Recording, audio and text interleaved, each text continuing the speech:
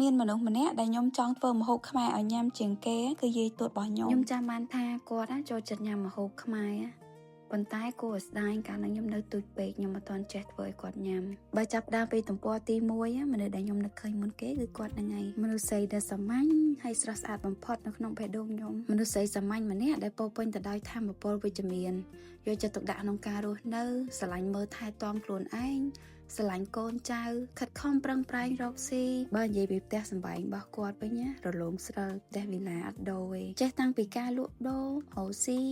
ដេរសម្លៀកបំពាក់ធ្វើម្ហូបអាហារដាំដំណាំជុំវិញផ្ទះគាត់ណាគឺស្អាតភ្លឹងហើយពោរពេញទៅដោយដំណាំហូបផ្លែអត់ចេះខ្វះទេជីវិតពិតរបស់ខ្ញុំណាបានចាប់ដើមចំពេលជីវិតចុងក្រោយរបស់គាត់បានធ្វើរឿងល្អៗជាច្រើនឲ្យខ្ញុំស្របពេលដែលខ្ញុំអត់ទាន់ដឹងថានឹងជាអីផងគាត់បានឆ្លងកាត់រឿងពិបាកជាច្រើនប៉ុន្តែ